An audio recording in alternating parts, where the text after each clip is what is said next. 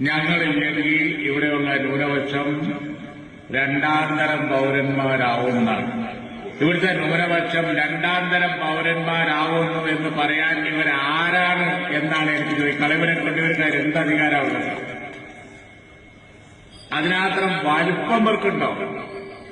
ഇന്ത്യയിലെ ന്യൂനപക്ഷത്തെ സംരക്ഷിക്കല് പോയിട്ട് എന്റെ അഭിപ്രായത്തില് ഇന്ത്യ രാജ്യത്ത് അവർക്ക് അവരുടെ പാർട്ടിയെ സംരക്ഷിക്കാൻ പോലും പറ്റാത്ത സ്ഥിതിയാണ് ഇപ്പോൾ ഉള്ളത്.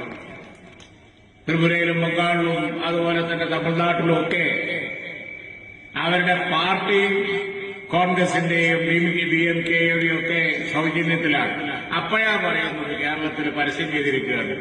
എന്താ പരസ്യം? ന്യൂനപക്ഷം രണ്ടാം തരം പൌരന്മാരായി പോവും. ആരാ പറഞ്ഞത് അവരോട്? ഇവിടെ ന്യൂനപക്ഷം അങ്ങനെ ഒരു ചിന്ത വേണ്ട, നിങ്ങൾക്ക് അങ്ങനെ ഒരു തോന്നൽ വേണ്ട, ഒന്നാം തരം പൌരന്മാര് തന്നെയാണ്. നിങ്ങളുടെ സൗജന്യത്തിലല്ല. ഇന്ത്യ രാജ്യത്ത് ഏതെങ്കിലും ഒരു ന്യൂനപക്ഷം തുല്യപരിഗണനയോടുകൂടി ഒന്നാം തരം പൌരന്മാരുടെ കൂട്ടത്തിൽ തന്നെ ഉള്ളത്.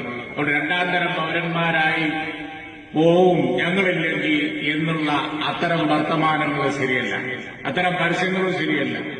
അതിനൊന്നുള്ള കഴിവും അതിനകത്തരം നിങ്ങളില്ല. കേരളത്തിന്റെ അതിലുള്ള പശ്ചിമഘട്ടം കടന്ന നിങ്ങളെ മഷിട്ട് നോക്കിയാൽ കാണൂല, എന്നിട്ടല്ലേ നിങ്ങൾ സംരക്ഷിക്കല്. അപ്പൊ ഇടതുപക്ഷത്തെ സംബന്ധിച്ചിടത്തോളം അതിന് കഴിയില്ല. അവർക്ക് അതിനുള്ള വലുപ്പമില്ല.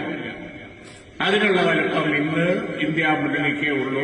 ഇന്ത്യ മുന്നണി നേതാവ് ശ്രീ രാഹുൽ ഗാന്ധി അധികാരത്തിൽ വന്നാൽ മാത്രമേ നമുക്കിവിടെ മതേതര സ്വഭാവത്തോടുകൂടി മുന്നോട്ട് പോകാൻ കഴിയൂ.